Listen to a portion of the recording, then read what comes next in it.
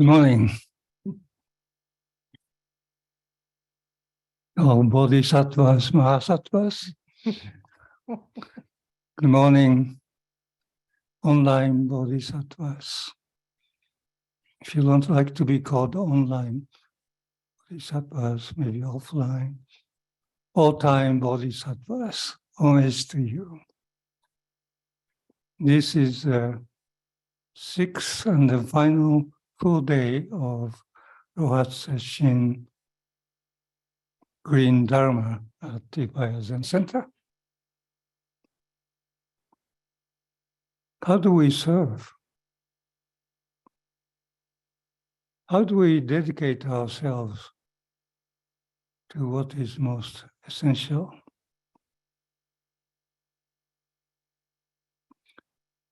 The Flower Splendor scripture offers child Sudhanas uncovering all aspects of the Bodhisattva way. Roshi John talked about some of these aspects, and I introduced maybe the first 10 aspects. The way to work selflessly with the amazing earth.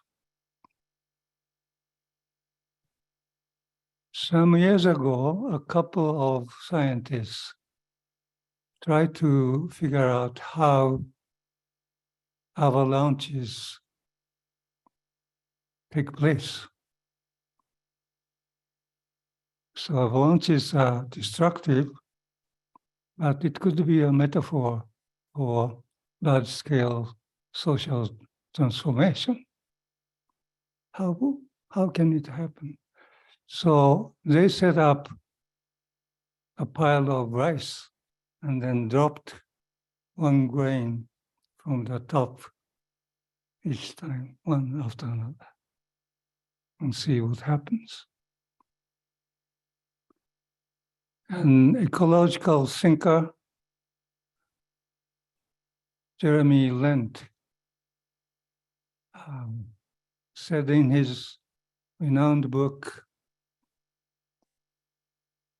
Web of Meaning, he wanted to actually experiment that too. So he set up his own pile of rice. And he said, one grain after another. Most of the time, nothing happened. But just one grain of rice without any expectation can cause some small changes. And one grain can create big changes. And then he noted that actually these changes happen because of the action of every grain of rice equally. Every grain of rice contributed equally to this big transformation. I had a chance to sit next to Jeremy in a small social gathering. In fact, Linda and I invited him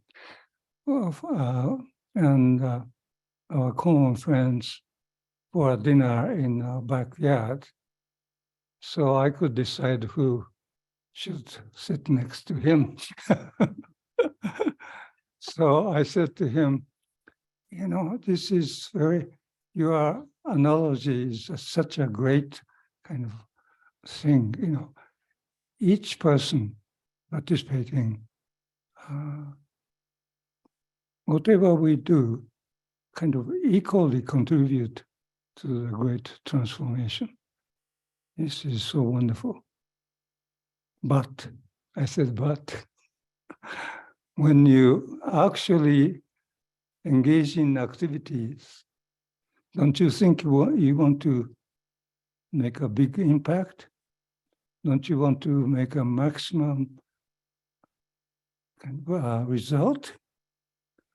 So it could be like a pile of beans. Some are small and some are big. And then you have a choice to pick maybe small bean like a soybean, or you like to pick a big bean like lama beans. What do you think? We just laughed. So the conversation is to be continued. There is no conclusion.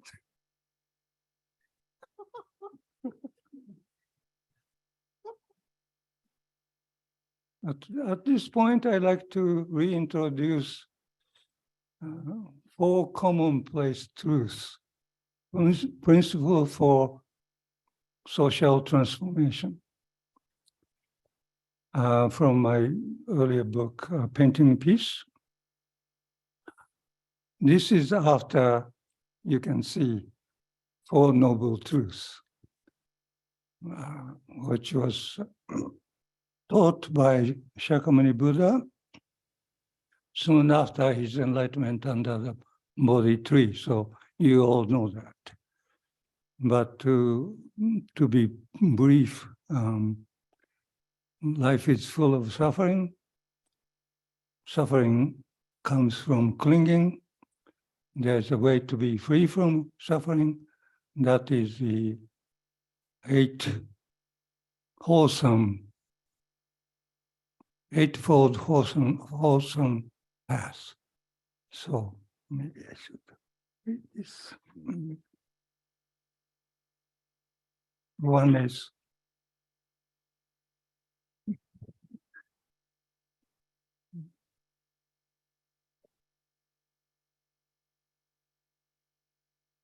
wholesome view, wholesome thought, wholesome speech, wholesome action, wholesome livelihood, wholesome effort, wholesome mindfulness, and wholesome meditation.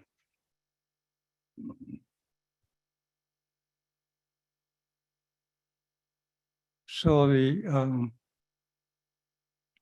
people who were talking, are the 4 Noble Truths enough as principles of social transformation? And some people say yes, you could interpret it this way. But I thought, why don't we sort of maybe find a principle aside that? So maybe I should read this one.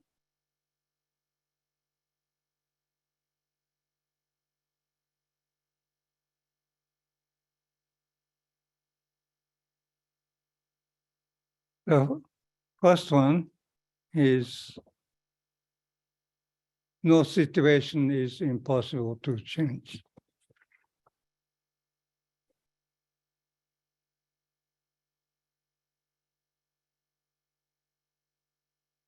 Second, a communal vision, outstanding strategy, and sustained effort can bring forth positive changes. Number 3, everyone can help make a difference. Number 4, no one is free of responsibility.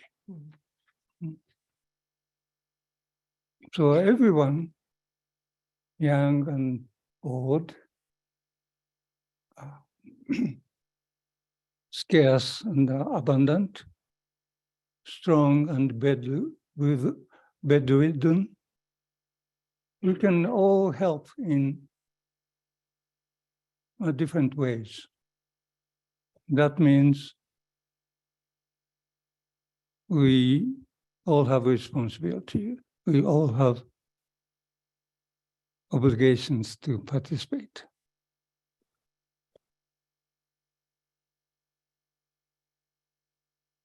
So we all need to think deeply and act effectively. Thank you.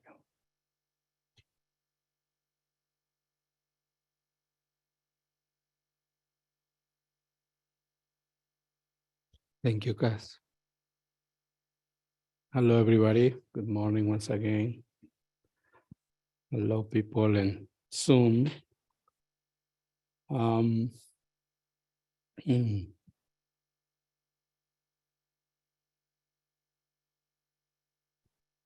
so, as Cass said, we are in our last day, full day.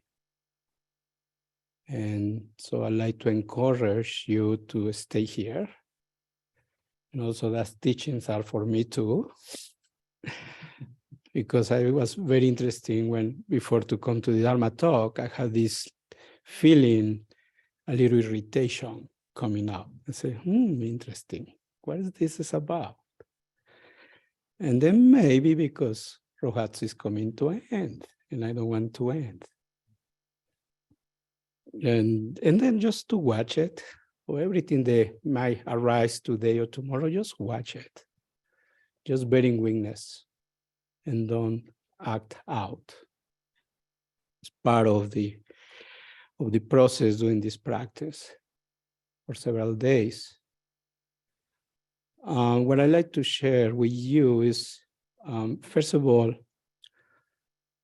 I like to confess that I was skeptical about climate change. I thought like, when I started, this movement, no, not right now. No, but it's just like no, it's another propaganda with politicians and things like that. Because it's so hard in these times to find the truth. So confusing now. Anyway, I just, in several Rohatsus, I get a little emotional because I came with hoping to see the snow. And there is no snow. And also, very often I've been traveling to Mexico, and then I had a chance to pass the highest mountains in Mexico, near to Mexico City. For those who are in Mexico City, they know what I'm talking about, the two big mountains, the Popocatépetl and the Iztaccíhuatl. And there are no snow in the top, over 18,000 feet above the sea level, over 5,000 meters. And then it's winter. It's truth. And then, so now I had to believe it. It's facts. So we are here and we are practicing. One thing that I like just to repeat or remind you, saying that sometimes not sometimes, but we need to be aware not to undermine our practice. Don't undermine your practice. Don't think that you are not doing something that is going to cause this social change. Because how we build the society, we are the society. And like the beautiful example of Cass about this grain of rice, just this drop is falling one step at a time, one activity at a time, everything counts. Is when we start doing the change in the long term. Some of us, maybe we have the resources, the skills to do that big change. People writing books, or maybe people with wealth making donations. Maybe some of us not, but we can do that little small change in our neighborhood with people close to us. And something that I like to emphasize is for me, is very important about mentorship. Mentorship, so mentioned about the next generation, the youth. Sometimes there is this gap between adults, elders, and then young people. And I will tell you one quick story that, and then maybe capture what I tried to say. And I don't want to take so much time. We're 5 of us here. But I remember very young age, and when I was maybe around 7 years old, with my family and my grandmother, very Catholic devout. She used to come every Sunday in the evenings to have the dinner with us, and then we sit on the table, and then I finish. The first thing she will say, "Finish everything on your plate." Okay, and then later I get out, say, "No, take your plate and your utensils to the kitchen and wash it." Okay, I do it. And then the last one, it was help your mother. Help your mother. Help your mother. You should be always help your mother. Anyway, so obviously as a kid, I was so, I don't want to do this, And now you come to Oryoki. Hello. So that's where you get upset. That's where you get this resistance. Don't waste. Finish what you take in. Wash it. We are washing, we are cleaning, and we are helping each other. We need to learn how to get out from this bubble, from this I, from this everything about me. So anyway, as you know, 20 years later, those teachings of my grandmother just came, just right in front of the Oryoki bowl. So that's what I try to say to you, to everybody, people online, maybe some of you are grandparents. And sometimes we have that connection. And then maybe we listen more to our grandparents or parents. If you see those kind of gaps in the generations, very interesting to watch, I see with my sisters and then doing with their grandchildren. Anyway, so it's something that there we are planting the seed. We're planting the values that they stay there for some of us. The later can really benefit others. So don't undermine what we are doing here on the cushion. Like Aroshi said, we are really changing the mindset. We need to be open to a change, to try something new, because we are so conditioning. As a society, we are so conditioned to think in only one way, because we are scared to experiment something new. And then we know what we need. We know what we need. We know that certain patterns, certain ideas doesn't work anymore. But it's the status quo. Because if I move out, I am outsider. I don't belong to this group. But that's what we need to do. Against the stream, what the Buddha taught. That's what we are doing, against the stream. And then this is valuable, this is true. And it has been proved because it has been 2,500 years of practice, doing this practice. So that we have been passing to generation, on and on, and that's so important in our tradition or lineage. That's what it is. From Shakyamuni Buddha to China, to Korea, Japan, and now to America. And then you know what is really truth. So the last thing that I can say is don't be afraid. Don't be afraid. Thank you.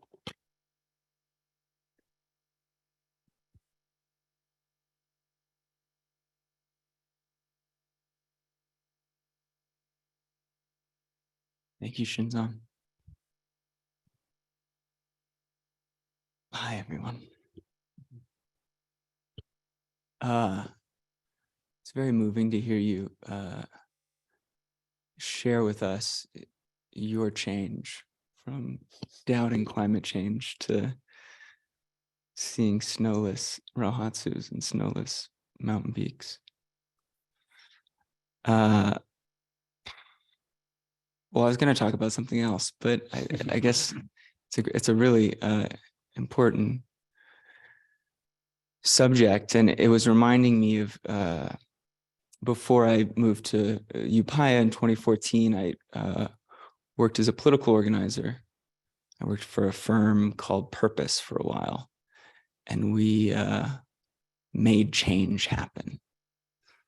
And we worked with important people like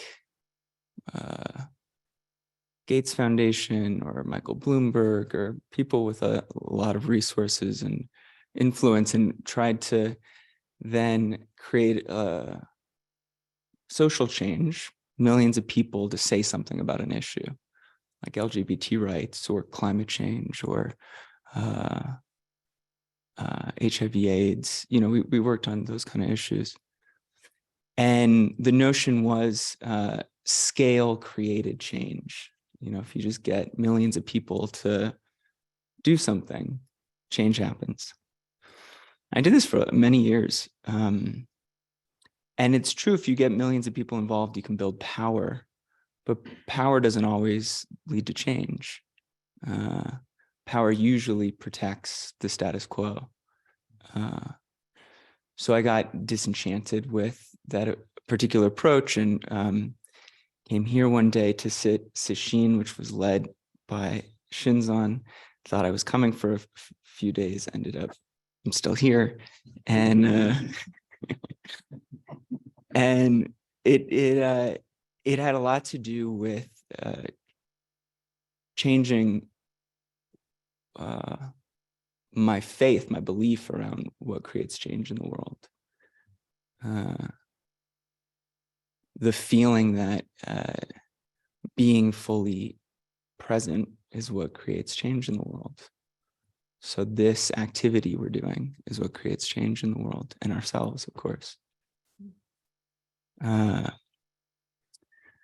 So we were talking about what we might discuss, and Roshi said, do you have anything else to say about Josephine Henrietta Mandelman, who I talked about in my talk a few days ago, if any of us can remember that far back? And, you know, she just picked up a pail of water and re-sacralized our relationship to water, and her relationship, I imagine, to that water, these Great Lakes that feed her community in that whole area. And the truth is, I don't have much else to say about her, and there isn't much written about her. In many ways, she's the grandmother of a movement that's now, we all know about Standing Rock, we all know about Line 3, but that doesn't mean she's famous, or that she did, that she's held up as having done anything other than pick up a pail of water and started walking, and people joined her. So I was reminded of how these things change us and change the world. And I was talking to a member of our online Rohatsu the other day, whose brother died at the beginning of the pandemic of COVID. And she was telling me about his memorial. And he was a janitor at the local high school, and was very diligent in his work and caring in his work, and went to great lengths, you could say, took kind of the good kind of pride in keeping the gymnasium very clean, like sparkling clean, so you could see a reflection on it. And the teachers at the memorial said he knew how all the seats like to be arranged differently by each teacher. So you go in and clean and then arrange the seats based on who was teaching the class the next day. And 160 people showed up to that memorial after he died. And these things, I don't know if he knew how they were felt, but these things he did day in and day out, the sacralizing of the gymnasium, the sacralizing of these classrooms, were felt by everyone who showed up, and they expressed their gratitude and how it changed their life.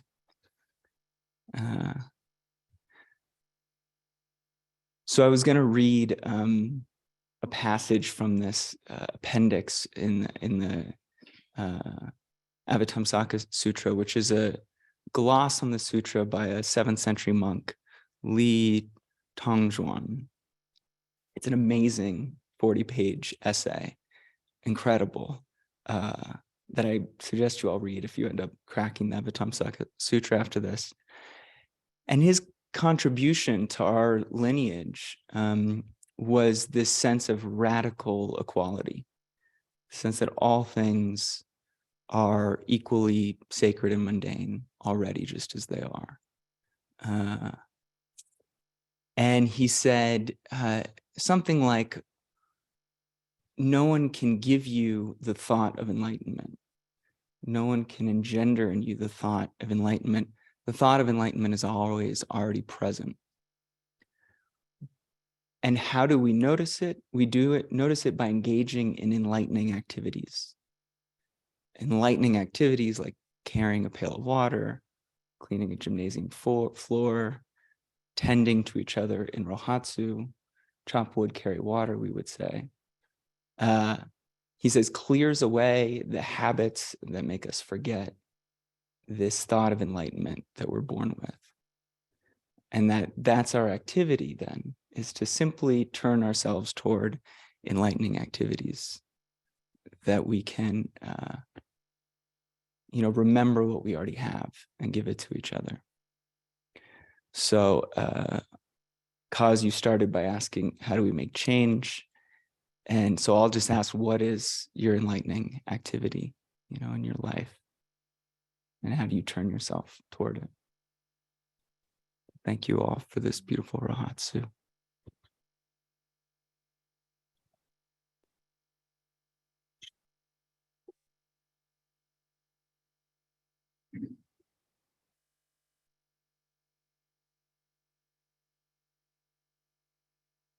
Thank you, Kozan. That goes very well with this passage that I'd like to share from book 26 on the 10 grounds of the Bodhisattvas about what is enlightened activity. The enlightening beings, the Bodhisattvas, practice whatever in the world would benefit sentient beings, such as writing, teaching, mathematics, sciences of various realms or elements, medical sciences, prevention of consumption, epilepsy, and possession. I don't think like consumer, I think it's like sick consumption, but we could read it, prevention of consumerism, Thank you. Yeah, and possession. Warding off poison and zombies and witchcraft, song and dance, drama, music, storytelling, entertainment. So that these are skills bodhisattvas practice. The construction of villages, cities, parks, canals, reservoirs, ponds abounding in lotuses, groves producing flowers, fruits, and medicines, the discovery of gold, jewels, and other precious substances, methods of pointing out the signs of the sun, moon, planets, stars, constellations, movements of the earth, omens, dreams, and the characteristics of coordination of general and specific actions and forms of limbs and parts of the body. I think sometimes of the James Webb Space Telescope and the billions and billions of dollars that were spent on that, and what an amazing thing that is. And of course, what does that have to do with, the welfare of humanity in one sense? And that's a good question. And yet, as a bodhisattva, it's all included in a way, if the intention is there. Also, points of cultivation of discipline, meditation, mystic knowledge, the immeasurables and the formless states, and whatever else is not harmful or injurious, that which is conducive to the benefit and well-being of all creatures, that the enlightening beings, the bodhisattvas, undertake, guided by compassion, to establish them in the way of Buddhas. So important to notice whatever is not harmful and injurious, right? So everything can become the path for a bodhisattva. Every skill every art, every form, if it causes others to benefit and it does not cause suffering. And that, I'm sure there's gray areas and slippery slopes and all kinds of things. But what's important here, I think, is that the most important thing, intention. As we do every time we sit down, we recall our intention. Why are we sitting? Why are we doing this? What are we doing right now to benefit all beings, to benefit others? And so I think we're being asked to recall our intention for everything we do. When we buy it, when we shop on Amazon, when we buy another wire, is this so that the online community can share in the Dharma? Or is it so that I can have another cable in my collection? So I like what John Donne says, whenever you're shopping for something, just ask, is this really necessary? It's just recalling that intention. It's not that you don't have to, or you want to have a nice meal or something extravagant, or you want to get a piece of jewelry, like that's fine. And you just ask yourself, will this serve the benefit of all beings? Will this serve the benefit of others? Will it help me so that I may serve? Will it help me feel good about myself, and so on? And so,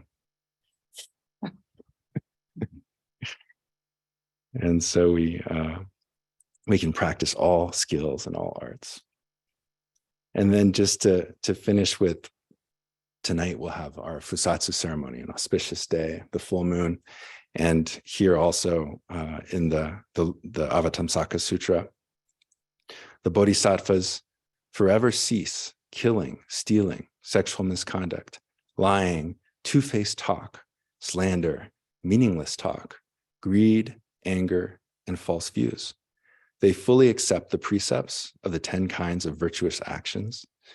When bodhisattvas observe this ethic of non-transgression, they think sentient beings' transgressions of pure morality are all due to delusion. Only a Buddha is able to know why sentient beings become deluded and transgress pure morality. I should accomplish supreme enlightenment and extensively explain the truth to sentient beings to free them from delusion. So that's the intention. May we all realize our Buddha nature, our own awakening, so that we may free all of us from suffering of delusion. Thank you.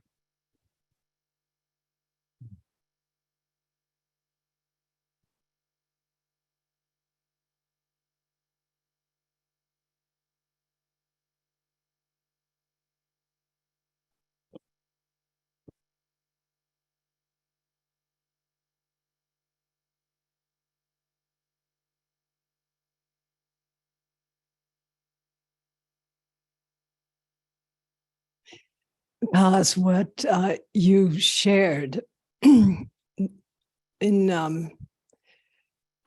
these principles or guidelines, when you said we're all responsible, is really daunting. When the server stands before you, you're responsible for knowing how much food should go into your bowl. The server cannot know. You are responsible. And I was reminded of a beautiful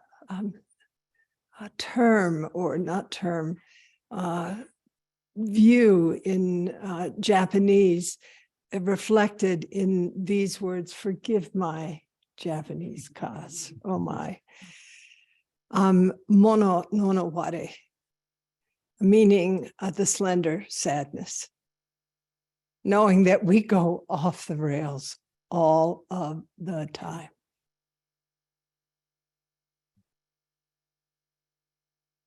This is Robert Bly's translation of that term.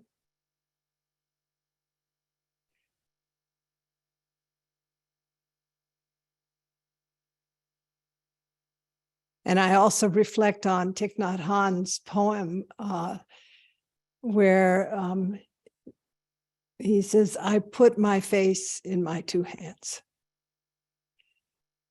This sense of brokenheartedness, of how often we have engaged in harm in the past or just recently.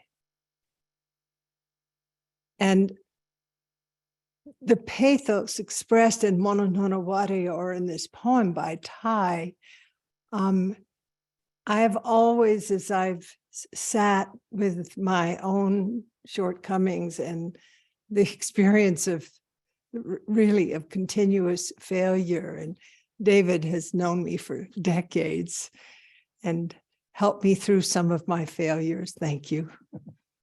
Kaz, you've known me for decades and you've helped me through some of my failures. Thank you.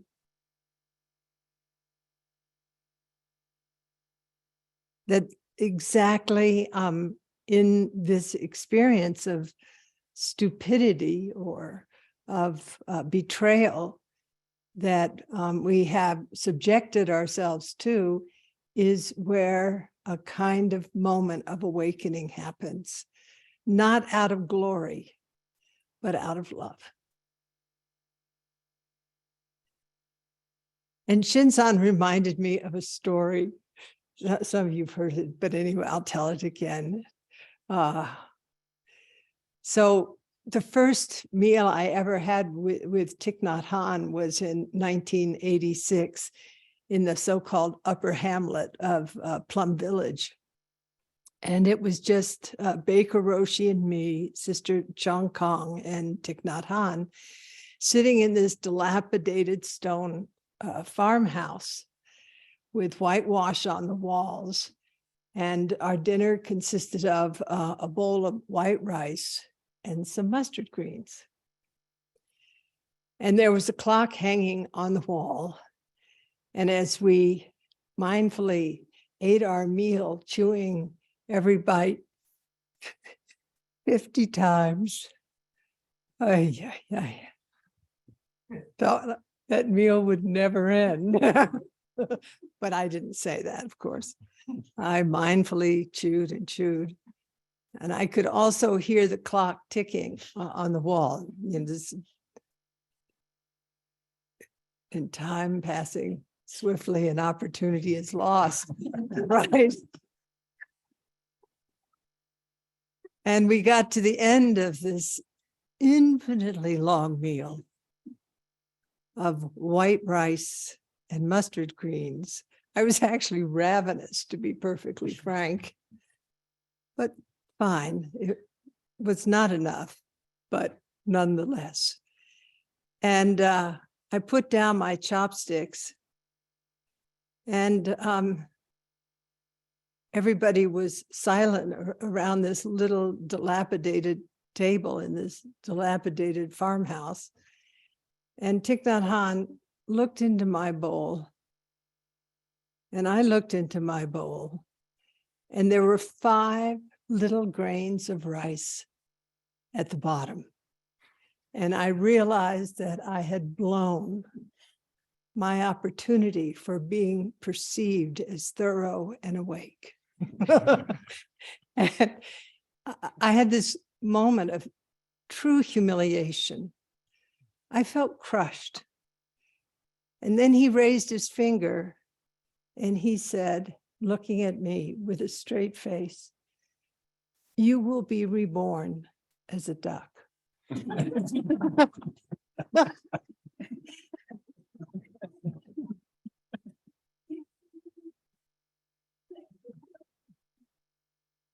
I got the message. But I've been quacking ever since. Every grain of rice counts. Everything counts. It really counts. And as we recite the precepts tonight, this is so beautiful, full moon. We have this opportunity to go deeply into our own experience of how we have fallen off the rails, how ducky we might be, so to speak.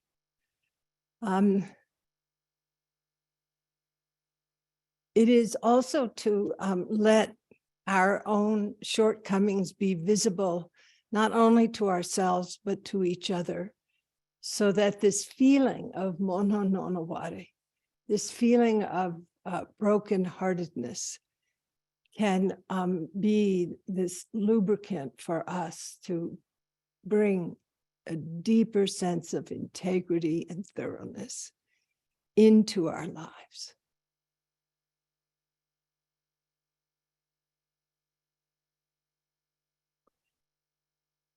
One pail of water, just humbly walking the edge of a great lake, not expecting a movement to arise. Looking useless, completely unimportant and unseen, unacknowledged. And yet that one grain of rice stirring an avalanche of protest among indigenous peoples, not only in our country, but in many quarters of the world. With no attachment to outcome.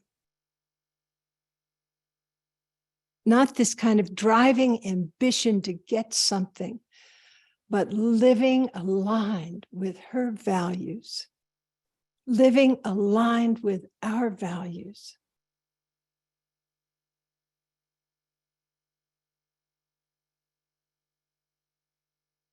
And we fall off the edge all of the time. And that sense of brokenheartedness is not to engender despair or terminal humiliation, but this mind and heart that has us try again and again and again.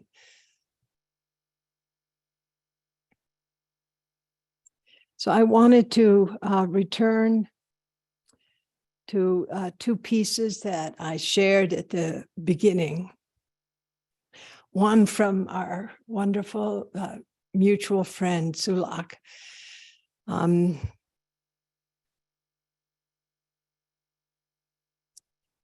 Buddhism is not concerned just with private destiny. Do not be concerned just with your trip per se, but to understand your trip affects everybody, everything, all species, the earth. But with the lives and consciousness of all beings, every being counts, matters. Any attempt to understand Buddhism apart from its social dimension is fundamentally a mistake. So Samantabhadra is this manifestation of the braiding of this practice with action in the world that is principled, even though some harm arises. Like, I'll give you an example.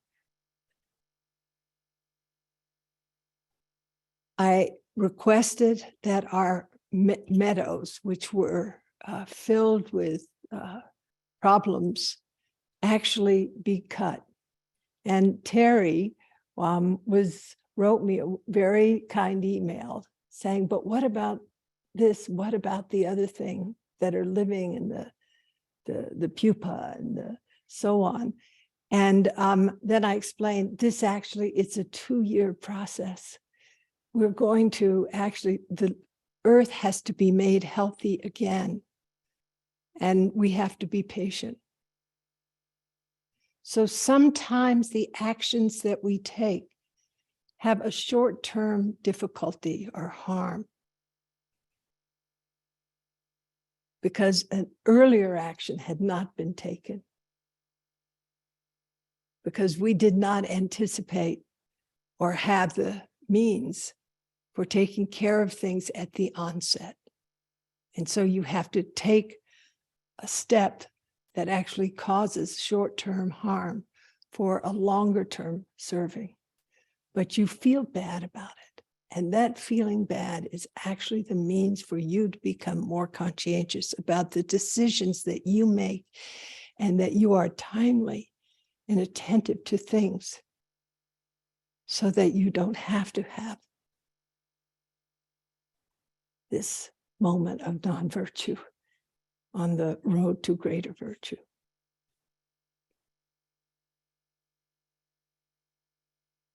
Until Western Buddhists understand this, their embrace of Buddhism will not help very much in the efforts to bring about meaningful and positive social change. I would say environmental change as well.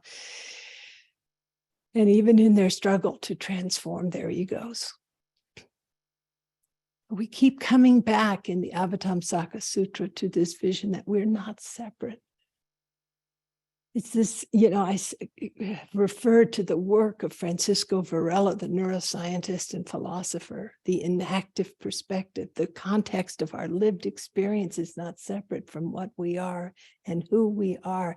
And the context of our lived experience reflects who we are.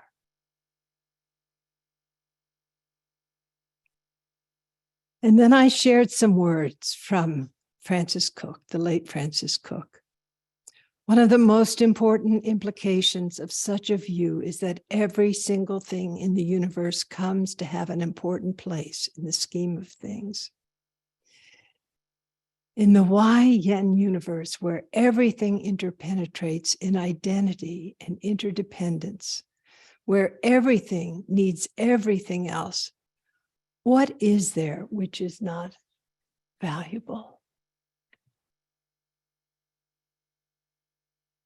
Now, it is, again, without looking deeply and without having the capacity to look deeply, because we're on some kind of wild, speedy track, things can go awry so easily. And then we have to put more energy into correcting course. So we work moment by moment to ground ourselves, to look deeply, to give ourselves the time space where we feel responsible for our actions in relation to our context, the context of our lived experience.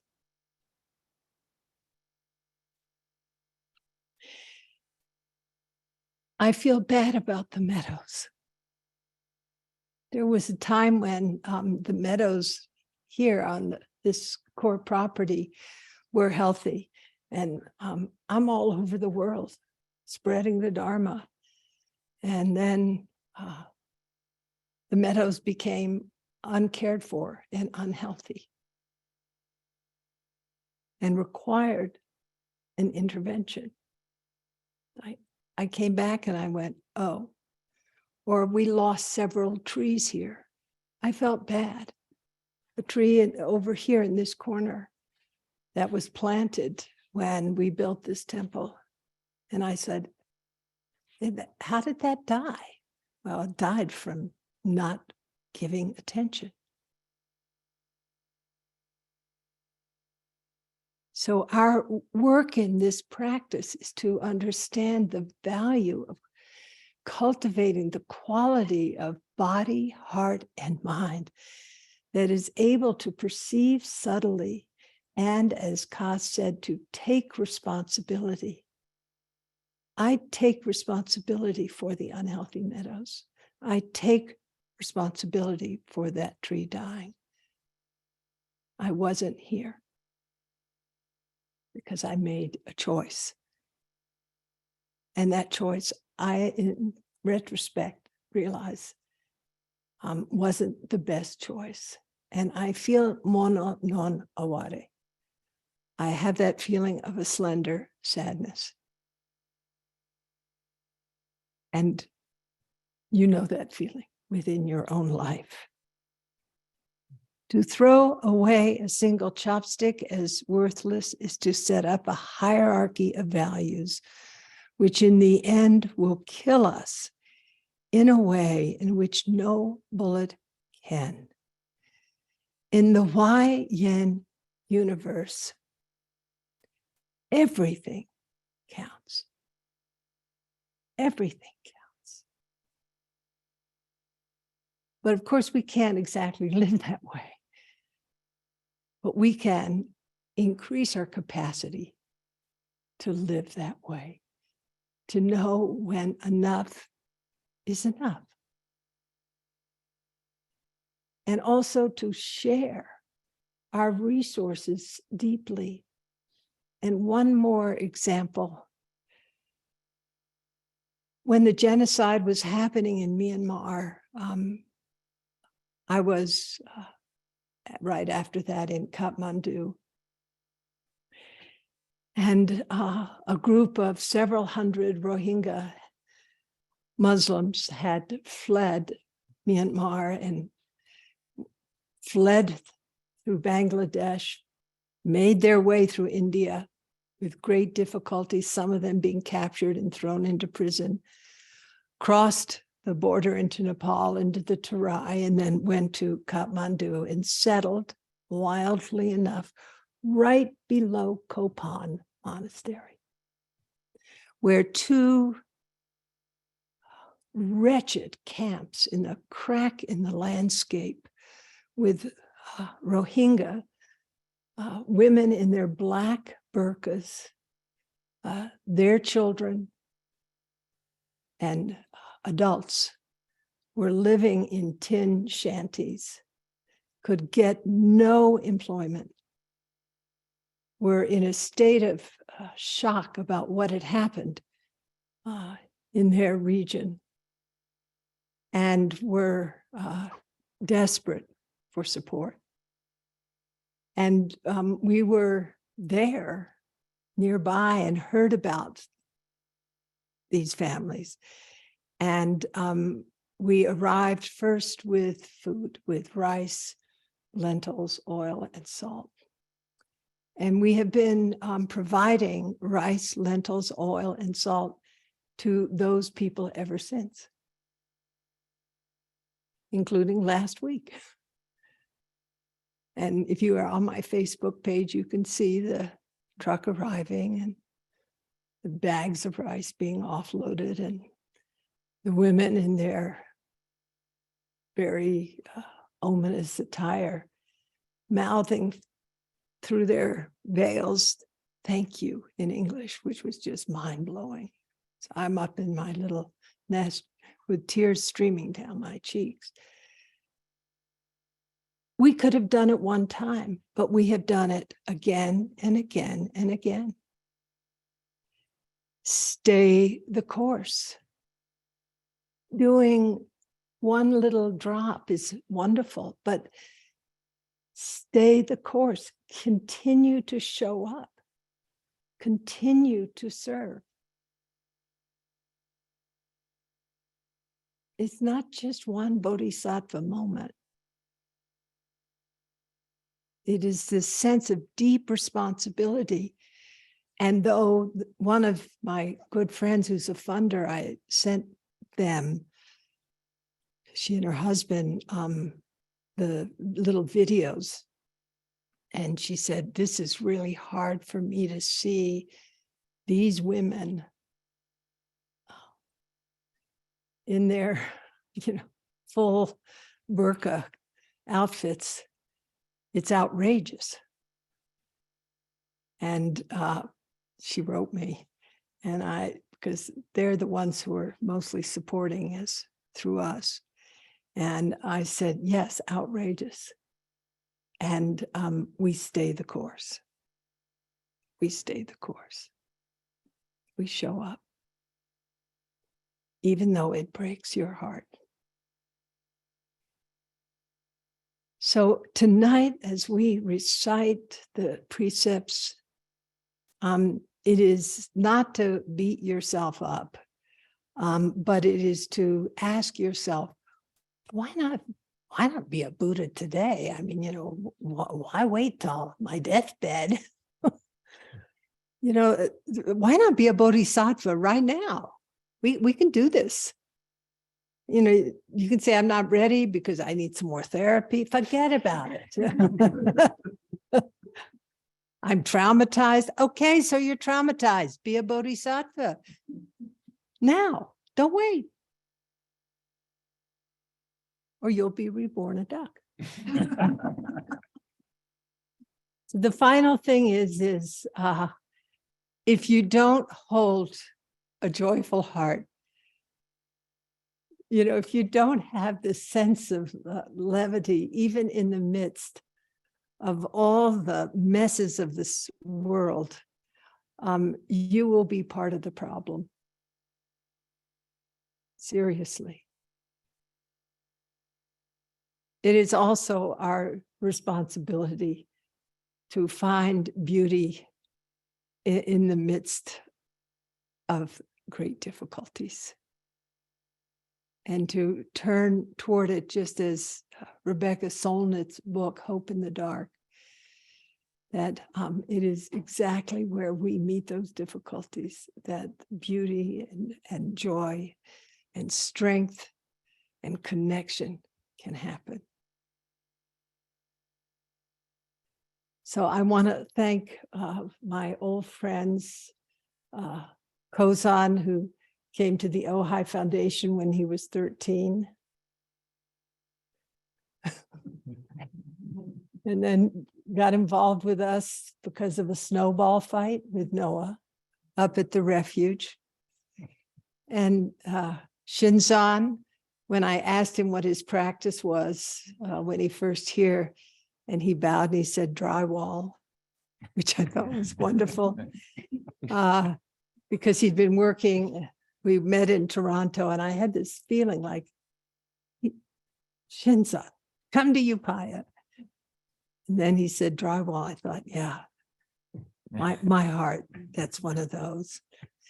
And Kaz and I, who really met under the wing of Thich Nhat Hanh at the artist retreat, where your incredible vision of Zen corners was articulated in front of the San Francisco Zen Center people who had the Queen Mary of Zen, and knowing everything counts, Zen corners. And Noah, this journey that you and I have shared for the past 12 or so years.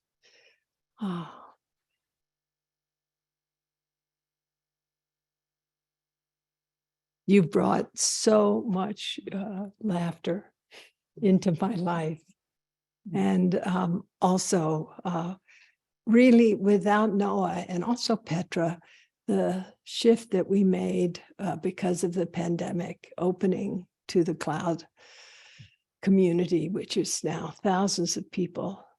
I just feel this incredible gratitude for not only your skills, but also your just wonderful sense of humor. So my dear friends, we will chant the 4 vows, and why not be a bodhisattva now? Don't wait. Knowing mono nonaware, we will break our heart through our own stupidity and in continuous failure, but always correcting course. And I thank you so much for your diligence. If the Zendo had been chaotic, it would have been hard to stay in here.